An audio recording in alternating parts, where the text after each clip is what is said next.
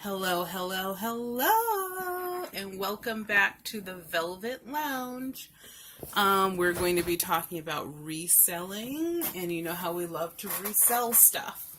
We source it, we find it, we flip it for a huge profit. Unlike others out there, we're not going to tell you can make $1 million in 6 months. That's impossible unless you have some sort of really bizarre enterprise.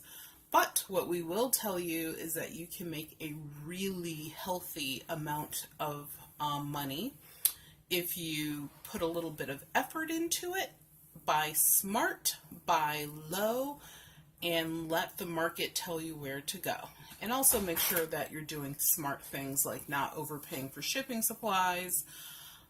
Make sure that you price shipping and handling appropriately. I know a lot of people do free shipping. I have no idea why they do that. I always charge shipping unless it's like a book or something that's going to be really inexpensive to send. And even then, I don't always do free shipping. It just depends. But you do need to make other smart choices. Otherwise, you'll be putting in more than you're getting out. Just because you think you made a profit, maybe you didn't because you used too many resources and time and effort, to sell an item. So these are some items that we sold on eBay. It's Q4 and we're deep into it, as everyone out there should already know, as well as you should have been preparing in like September, October. We literally were preparing in September for Q4. And the way we prepared is, like, for example, things that we don't buy normally throughout the year, if they were brand new in a package and we thought that they would sell for a profit and we purchased them super low, we went for some of those items. We did actually quite a bit this season with antique and vintage children's books, but mostly antiques, mostly things that were made in the 20s, 30s. Some of them were from the 1800s, and we had some from the 40s as well. The thing is with antique books, part of it is condition. Part of it is subject matter. If it's a children's book, a lot of it is going to deal with illustrations because sometimes the illustrator was more famous than the person that actually wrote the book. So, just some tips and tricks and things to be aware of. So let's get right into this today. Yes, yes, yes, yes. I'm snapping my fingers.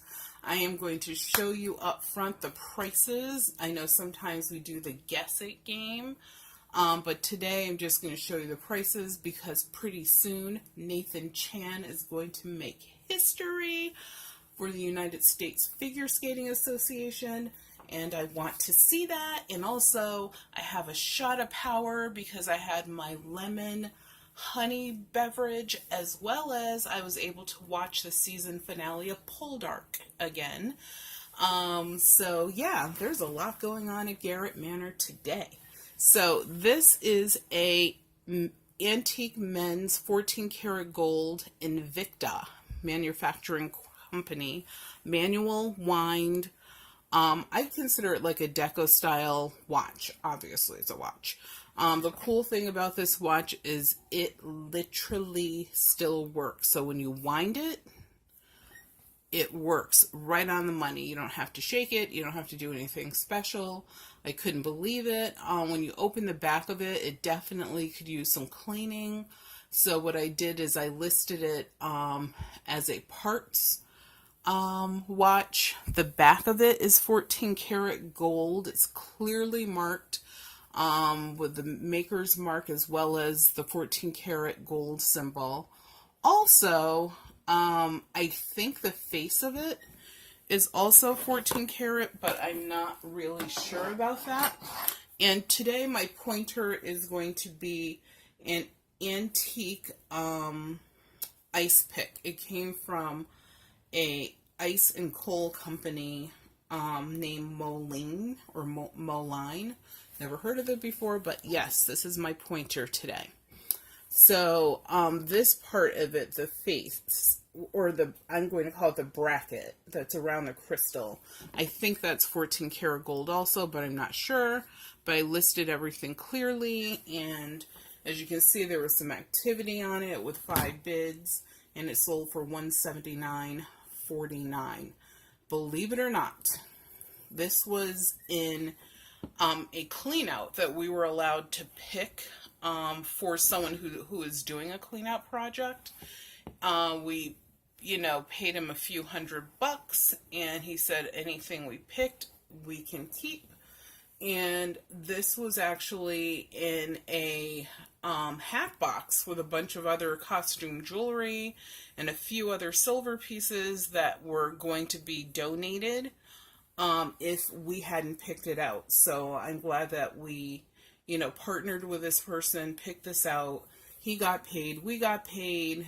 The owner was getting rid of it anyway, so there you go.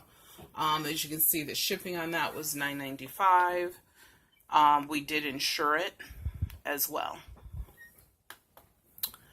And forgive me if the lighting is terrible, but like I said, I'm in a rush because I want to see this figure skating competition. So this book is by Marguerite D'Angeli, and she wrote an entire series of books. If you ever find any books by her, they need to be hardcover, and the better ones will have the dust cover. These books go for, like, as you can see, it says $24.99 here.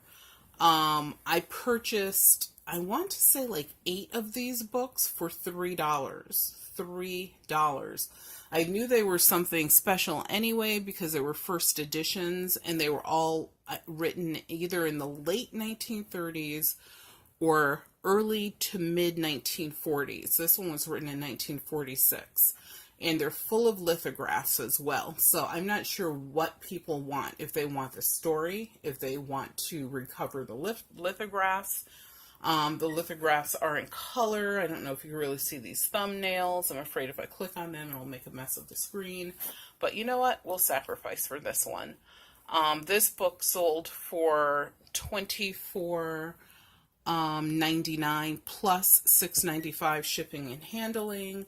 I know this picture, the lighting is terrible. I apologize. Let's see if I can improve it. Not really. But yeah, so if you ever see any books by this lady, I would definitely pick them up. If they don't have dust covers, they just will not sell for that much. Maybe you can put them into a lot and sell, like, I would say 4 of them probably for $30. Plus, maybe do $8.95 for shipping and handling. But the dust covers are one of the keys to this. And so far, I have sold, I want to say I have 3 left. And all of them have sold for over $15. So, yeah, that's a good find. I wanted to make you guys aware of that. This is something that I think is commonly overlooked. It is a precious, semi-precious stone. It's called blue lapis, L-A-P-I-S. Lazuli, L-A-Z-U-L-I. What you want is for the stone to already be carved into jewelry. If it's not carved, we actually have some of this raw. You could still get money for it, but obviously not as much. And the person buying the raw form of the stone is probably a jeweler or someone, a craftsperson. This was actually carved. It has a bunch of swirling leaves and vines. Like I said, I apologize, and I won't do that again, because once in a while it gets very frustrating to me personally when people keep apologizing. But anyway, it's really intricate, and it's carved on the back, the front, and the side. The little piece of finding here that you would actually attach the pendant to the necklace, it's marked 14 karat gold. So this was a piece that was in that jewelry lot that I told you guys about before, where I purchased the athletic bag that was full of jewelry. The lady just dumped all of her remaining jewelry from all of her drawers into the bag. I believe I paid either $150, $155 for everything, and literally there were hundreds of pieces, maybe even 1,000. This was one of those pieces, and this piece sold for $86 plus $6.95 shipping and handling, and it actually went to the great city of New York. Cool people there.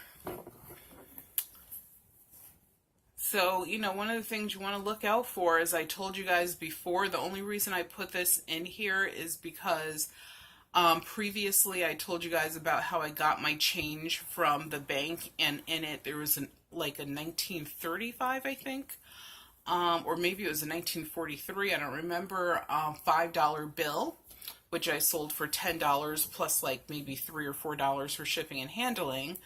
Guess what happened with this blue sealed $1 bill? I don't even know if this should have sold for more. I think I did it as a buy it now, if I remember. Maybe it has a bid, so this must have been an auction. But this seal right here is blue, and it's a beautiful like cobalt blue, almost the same blue you see in the Pay and PayPal. If you ever find money, and of course if it's old, check it out. But if you ever find paper money, United States issued, and it has a colored seal, because you could find them in yellow seals, orange seals, blue seals. There's even a crazy green color, not a standard green. Then those bills definitely are going to have value unless they're like ripped and taped. This is a 1935 F series $1 bill, and the thing with this bill is two things. One, it has the blue seals, and also the numbers. The serial number will be the same color as the seal. The other thing about this bill is, if you notice the border is completely, look how much of a salvage they have here. The border is completely uneven.